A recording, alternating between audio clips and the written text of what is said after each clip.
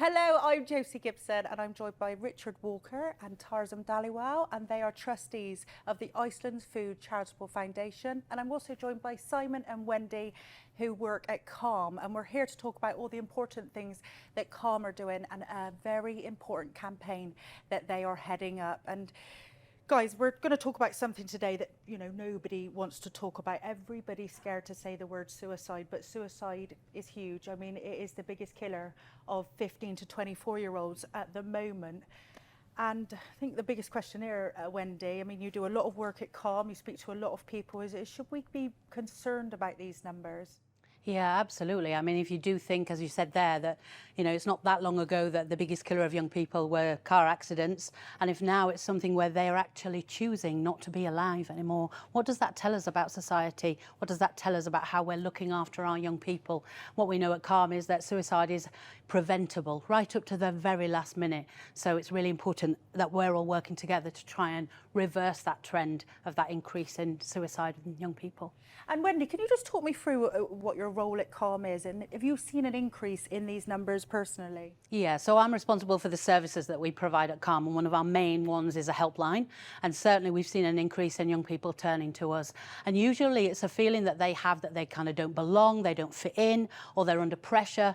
There's huge pressures for young people, and we all know the stuff that's been talked about around social media, but for a young person whose brain hasn't really fully formed into be able to kind of have some perspective over life, to have that sort of pressure on them is a really difficult thing. So yes, we have seen more people coming to us, and I think at CALM, we're always trying to find ways to get people to talk about suicide, because it can feel like an enormous thing. How can you help someone turn in a different direction when they're feeling suicidal? But actually, one of the biggest things you can do is simply talk about it. Why do you think there's that stigma of people not wanting to talk about it? Like, there's a bit of a shame around it, isn't there? Yeah, well, I think it's a good question for everybody. Why don't we like to talk about it? The last audience that was at most risk was older men, Yeah. so Gen X men. And there's been quite a lot of research, but also our experience of running CALM tells us that that was kind of an inherited behaviour. Right. So Gen X men, that's us, inherited from our dads who probably grew up after the Second World War, and there's rationing and there's people dying in a war. Everybody had to get on with stuff. And so talking about how you were feeling and seeking help if you weren't feeling great, like all of us sometimes don't feel great, was sort of a thing that was frowned upon. And so I think for Gen X, older men, asking for help and talking about what's going on in between your ears was just like an embarrassing and strange thing to do. But now that we look at the biggest rise in any audience in history being young people, which is terrifying, right? I mean, it's extraordinary that we've allowed this problem to continue without confronting it. We have to try to understand why they are unable to seek help. And as Wendy says, when somebody gets to a point of suicidal ideation or even actual volition of attempting, that word is so covered in shame and stigma, and it exists in the shadows in the corner, because we won't take it out because we're embarrassed. And I've been doing this job for 7 years, and I must say that word 25 times a day. But as I come towards it, I can feel a little tiny handbrake coming on because of the shame and the embarrassment around saying that word. So the great work that Iceland are doing with CALM is to talk about that subject in everyday settings. And we've talked, haven't we, about life-saving conversations at the till and the dinner table, which I love, because we know that we want to protect and save our kids. And we know that, according to the World Health Organization, it's the most preventable cause of death. And we know how to make steps towards that prevention. And how important is it, Tarsem, that businesses get involved in, being able to tackle subjects like this and being able to talk about subjects like this in a community and in a business environment? We're a community. Yeah. We're a community of employees. As Richard would say, we're a family of families, but we're the bedrock of the community as well. We have customers who live 2 miles from our stores. Our employees work and live within the same communities. So you have an obligation, have a responsibility of actually talking about stuff and addressing stuff that is uncomfortable at times. And I think we are the first food retailer or national food retailer or any retailer who's actually addressed CALM or addressed suicide. And from a personal point of view, I've learnt so much in the last X number of months that I've been talking to these guys. I always thought that suicide was selfish. So why would you want to kill yourself and leave all that misery behind yourself? It seems a very, very selfish thing to do. But when you listen to some of the stories and how people get to that point, it's probably one of the most difficult decisions you'll ever take, because you know you're not coming back. So you've really got to that edge. And I suspect you think less about your family as opposed to thinking about what you want. So I always thought it was selfish. I don't think it's selfish. I think it's a very difficult decision for somebody to take because they're not coming back. And all we can do is open the door with the sponsorship and the funding that we give. And what we've realised is that when we open the door, the light shines in. And there's a lot more people in that room than you think. Yeah. And there's lots of people within that room who see other people in the room and suddenly realise we're not alone. So it gives the opportunity for people to talk. All we can do by creating these conversations, creating these opportunities, is ask people to come out the room. Just come out the room and stay with us. Because if you stay in the room too long, you won't come back. And for anybody who's watching it and doesn't know what CALM means, can you tell us what it stands for?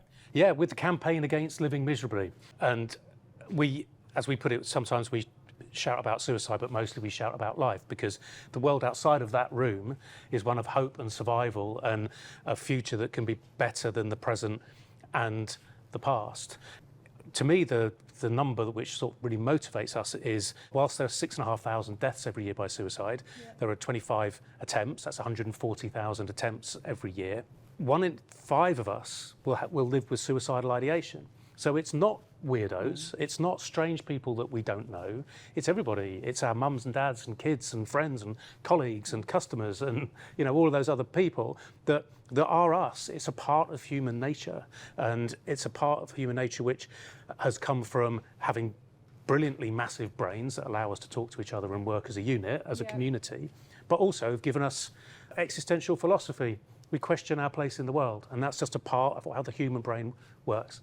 So when we can start confronting that 1 in 5 people in the UK will have suicidal ideation, then we can take it out of that darkness and get the light onto it and bring it out of the room. I think you said to me once that the vast majority of the population in this country, or any country, are depressed at some stage. Yeah. And I don't mean just a bit sad, I mean depressed. Yeah. It doesn't take a lot for them just to step over that line. Yeah. Brains are complicated things. And what we know as well is that suicide, for many people when they share about it, is that it's not that they don't want to be alive, it's that they don't want to live like they're living anymore. They want to get out of the pain that they're in, and that they can't see that there's another road ahead. And that, I think, is the real thing that sort of motivates me around young people. Is like, I think it's tragic for anyone to feel like that, but to feel like that at the beginning of your life, which for us in society, we like to think that we're bringing up young people to kind of be excited about the future, to have dreams, to have plans, to have, a sense of their future. So to be at that point and be saying, actually, this is too painful. Has things got worse because of social media? I think the jury's out, really, for kind of true evidence around this, but it's building, certainly. I think what we know is that young people are having higher rates of anxiety, stress, feeling that they don't belong, feeling challenged beyond their ability to cope, which is kind of, some of it is normal, I think, for young people, and that's where we can get into a bit of a challenge, because you can look at a behaviour around kind of somebody getting close to suicide, and you might think, oh, that's usual kind of teenage stress and angst and all of those kind of things, and then people can kind of think like, oh, okay, we don't need to have these conversations. But actually, young people are usually, by their behaviours, they ask for us to reach in. And we talk about reaching out. Well, actually, I think for young people, we have to reach in. We have to lead by example. I suppose it's particularly important to deal and to try and help with that younger generation, because it's a big problem coming down the track, and unless we start having those conversations with them and pointing to other ways and the fact that there are better things and better opportunities ahead in life. How do you do that? How do you reach in? How would you reach in? How would I reach in to somebody? Yeah. So as part of the campaign that we've got coming up, we've created something called the CALM Care Kit. And CARE stands for checking in, ask, remain involved and expert help. And really we're trying to distill down how you do reach in. How do you actually prepare yourself? So the checking in part for, we'll have a tool on the website where whether you're concerned about someone who, a young person in your life is struggling maybe a little bit around mental health, or you just want to start to have conversations, or right to the other end that you've started to be really seriously worried about them in terms of suicide. It's how to prepare yourself to have those conversations. So in the care kit, we're kind of busting some myths. We're letting people know, don't think that by talking about it makes it happen. It's the opposite. So we're trying to empower the adult, if you like, to get ready to have those conversations. And then in the ask part, that's really about asking a young person, how are you? And if you are concerned, are you considering suicide? Not to use kind of words where sometimes we can get a bit frightened of asking. Yeah, scary words. So we'll say things like, you're not thinking of doing anything silly, are you? And already, if you're a young person, that's already told that young person how they need to respond. You've told them the answer in the question. You're not thinking, no, of course I'm not. So actually asking them directly allows them to kind of open up. So yeah, we've created this tool to support people to really do that reaching in that helps a young person feel comfortable enough. And we needs to be someone that the young person trusts as well. And sometimes that's a parent, but for a young person, often it isn't. And that's no disrespect to their parent. Yeah. It's just that part of growing up is starting to inch away from your family and have adult relationships elsewhere. So that's why we're calling it kind of trusted adults, helping to empower anyone who has a close relationship with a young person to build it so that when that young person is struggling, they know, I can talk to that person. They can bear having these difficult conversations with me and help me find the help that I need. Lovely. And you've got some powerful tools at Calm. You've helped a lot of people, but to get those campaigns out there and get the word out there, you need funding. So Richard and Tarsem have helped fund this next campaign. How important is it, Richard, to help charities like Calm? I think it's really important. I mean, as a charitable foundation, we've always tried to partner with charities where we feel we can make a big impact, and that might be charities that aren't top of the funding list and front and centre of everyone's minds, but actually with Calm what we found is a partner that is clearly doing very, very important work, but is going about it in a really interesting way.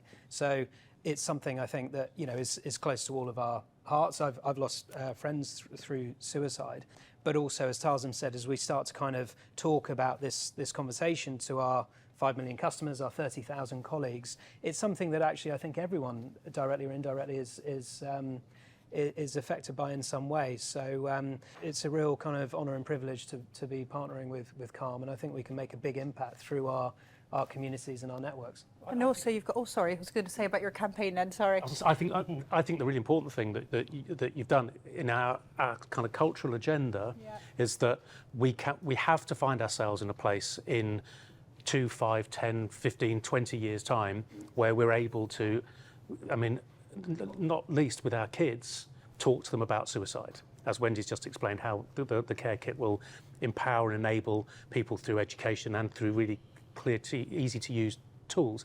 We have to get to that point where culture has allowed us to do it, because we haven't done anything about this subject ever, which is why we now see young people as the fastest growing group that's ever been. Yeah. Iceland is the only organisation which has put that onto the high street, and it's the first step that in 10 years' time, maybe it's a generational thing, maybe it's not until our kids are grown and they are then able to confront this situation, but the start of that cultural journey needs to begin with one big step, and that's what I say. I can't think of another charity that we've chosen where we've had such a positive response from our colleagues, in terms of people just being delighted that we're talking about it and partnering with you guys. Well, what I found surprising is how many people within Iceland have come across this, how it's affected their lives.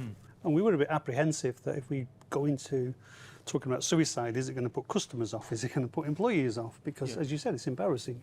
And people are embarrassed to talk about it if they've got loved ones who've done it. But actually, again, it's opened the door. I think that's an almost a perfect example. It's like a metaphor for what we're saying about trusted adults. If somebody dares to talk about it and put it out there, and then you find that actually the conversations are waiting to happen. So I think that's like a real similarity of what we're asking trusted adults to do. It's probably the easiest way to save a life. Yeah, well, according to the World Just Health talk. Organisation, it is. It's just talking. Yeah, you don't need big machines in hospitals. No, exactly. What questions should we be asking? So if we can see somebody's obviously suffering, we can see that they're in that dark hole. What questions should we be actually asking? I think what's really important to kind of bear in mind as well is that we're not trying to turn people into or encourage people to be suicide prevention experts. This is about having a conversation to say to somebody, are you struggling? I see you're struggling. Have you considered suicide? If the answer to that then is yes, I think it's really important that you're able to say, I'm not an expert in this, but there are lots of support services out there and I'm going to help you find that. And I'm going to stay with you until you get the help you need. And I think that's a really important part. So I think people get a bit scared to talk about it because they feel they've got to know everything. And so that's one of the big messages is like, come to our website, come to the toolkit, come to, you know, other organisations that support. Don't expect yourself to do it all, but be brave enough to ask and stay with that person. That's really important. That R in our kit is about remain involved, remain with them, because it's that loneliness and aloneness that often creates that dark space that somebody can feel able to kind of act on it. So yeah, I don't think it's there are lots of kind of specialist ways that, you know, clinicians or GPs or mental health practitioners might talk to somebody who is suicidal, but we're not trying to train people into that stuff. It's more around simply asking, finding out, then staying with that person to get them the help that they need. But you do have a trained helpline as well, don't you? We do, absolutely, yes. Yeah, we're unusual in that. So we have a helpline that takes 350,000 calls, web chats and WhatsApps a year. And the unusual nature of it is that the people that will answer the phone or the WhatsApp are paid, trained professional people.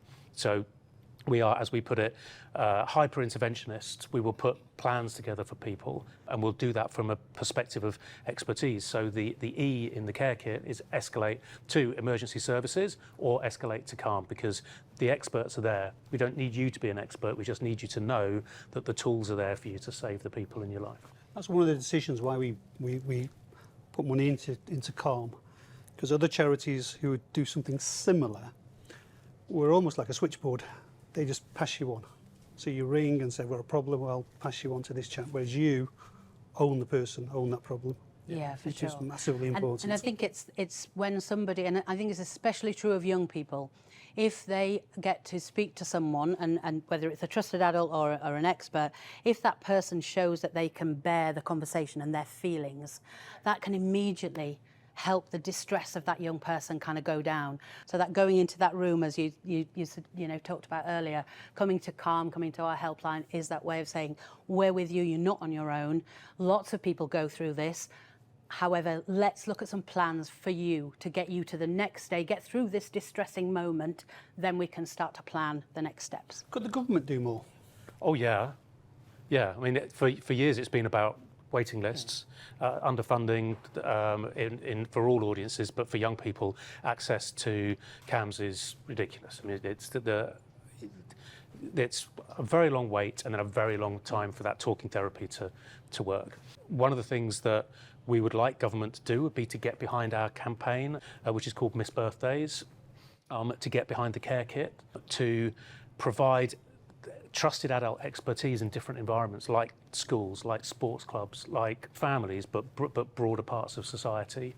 It's a problem that a government has never really tried to confront. We were directly responsible for the appointment of the world's first Minister for Suicide Prevention, which was a role that was very quietly shelved about 2 years ago and absorbed into another ministerial role. But we see 6,500 deaths. Each one of those deaths affects 149 people. At the lowest estimate, suicide costs the taxpayer £12 billion a year. And it's a problem which we keep banging on about. We have the tools, we can prevent it, and we need government to get behind it. Has the new government said they would kind of focus at a ministerial level? No. And reinstate that position? No. They have not stated that, no. And they won't be able to do that. They don't have enough ministerial positions to be able to recreate one that was in the past. But we're hopeful that engaging with government around something like this, as we did with the campaign we did with ITV in this morning. I remember that. It was really, really powerful. Right. The last photo. Yeah, there was the last photo. The one prior to that was called Project 84, where we literally I had a phone call from Theresa May's government to say, all right, we'll do it, because we ran a petition that had, I can't remember, 600,000 signatures or something for the ministerial position. The last photo, we didn't have that political government demand, but we certainly will with Miss Birthdays. But it was a real powerful one, and with this Miss Birthdays, can you tell us more about that? You know, you've got the tools there, you've got the tools to help people, but it's just about getting the word out there and to know that, you know, for people that are struggling, that you're there, you're on hand to help. Yeah, well, I think it's important for people to know as well that one of the reasons why Calm and Iceland go together so brilliantly, we can see there, is because both of our brands and our communications go blam. You know, we're not about sadness and about, I would think of Inside Out, the film, quite a lot. It's a good film. But the character of sadness in that film is kind of, I think, how people expect a suicide prevention organisation to conduct itself. You know, with a blanket and just looking at the floor and rubbing your hands. And we're not. We go, bam, we're a big brand. I've seen that. I've been to the head office, obviously met plenty of the staff, and there is a reverence and fun that, you know, we definitely have at Iceland as well. So the two cultures actually work really well together. And that's how you have to do it when we're talking about suicide prevention for people who are underserved elsewhere. The amount of times people have said to us, if X had known about Calm, you might have saved their life. And we work in music and comedy and sport and in this case television with ITV. This campaign is called Miss Birthdays. It's the insight is that just shy of 7,000 young people have taken their own lives in the last 10 years. Absolutely tragic numbers. It's unbelievable. Yeah. And for each one of those, there's a family that's devastated, that's destroyed. And my brain won't let me even go to that place of considering, you know, my own kids being at risk. So the campaign, which is just so brilliantly and kindly funded by the Iceland Foods Charitable Foundation, has taken those just short of 7,000 lives and commemorated them with a birthday balloon for each one. So that's 6,972 birthday balloons in the large atrium at Westfield White City, which is just West London, with a tunnel through. When you walk from a distance, it looks like the most amazing party you've ever seen. But as you get closer, you come to realise that this is a shrine, it's a commemoration of the people that have died. And as you walk through it, you'll hear voice notes from parents, which is just the most incredibly moving thing.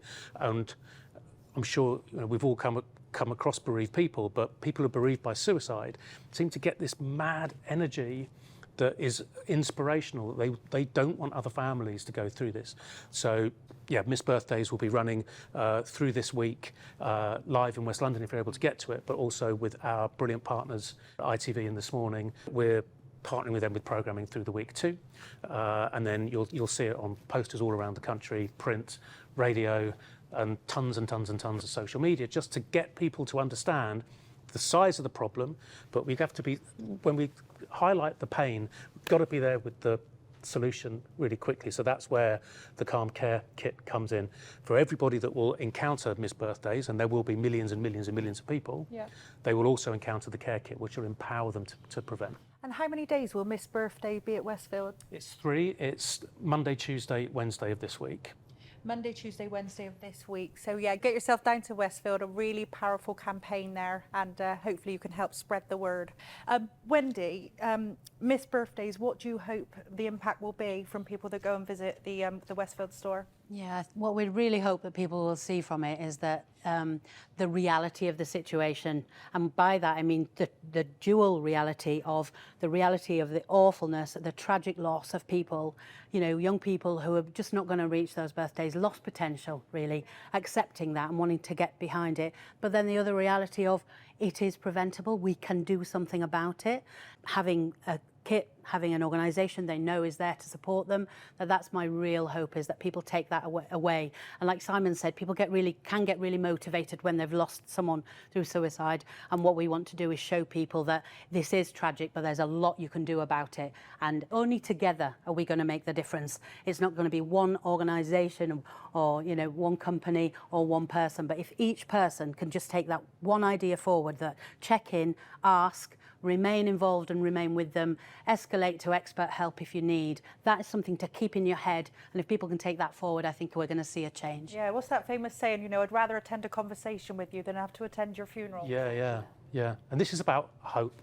It's certainly about tragedy, but it's about hope that the future can be better than the present. And it's so important that we stress to young people that the future might appear scary. You might not know where you want to be. You might be worried about, climate change, or you might be worried about exams. You know, the three things we've spotted and have been advised by our clinical advisors: exam pressure, academic pressure, family breakup, substance abuse, alcohol and drugs, underpinned and amplified by social media. The future can look really, really scary. But our kind of mission statement is that we want to help people end their misery, not their lives.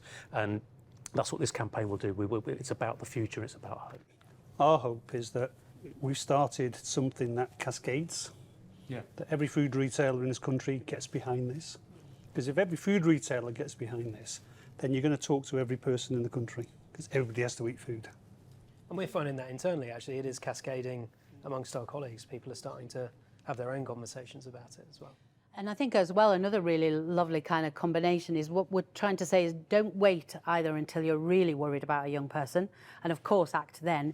But if you can have conversations over the dinner table, it's about saying to a young person, you know, so how are you doing at the moment? So we've seen a lot in the news lately about young people and anxiety. What does that mean to you? When you hear the word mental health, what goes on in your mind? If you were struggling with something, where would you go for help? Would you talk to me, or who would you talk to? Or you know, in the care kit where suggesting things like you can ask a young person, how are your friends doing? Sometimes young people don't want to tell you how they are, or they'll tell you how they are by talking about their friends. So there's lots of ways you can do it, but that early stage, making it an ordinary conversation over the dinner table or when you're all together, is actually the preventable bit that means that when someone's really struggling, they know that they can have those conversations with people Change close. the world around the dinner table. And the dinner table's full of wonderful Iceland food that you're all diving into and having a great meal. What more? What more? Never misses an opportunity. The family beef pie is really good. Slow down. I just want to thank you, Wendy. Thank you, Simon. Is very apparent that you are fabulous at what you do, and the amount of people that you've helped along your journey has been incredible, and I really wish you so much success with this campaign. And without, you know, with the help of you, Richard, and you, Tarsem, you know, they wouldn't be able to do campaigns like this. They need the funding behind them to spread the word, to let people know that the tools are there. So, Simon, there'll be some people watching now, you know, that are struggling, they're in a dark place. Where can they go? Come to our website. Come to thecalmzone.net or search for Campaign Against Living Miserably. And you might want to do that if you're worried about yourself. You might want to do it if you're worried about someone else, but you might want to do it if you just want to start learning these techniques, these tools, and getting the confidence to save the people that you care about.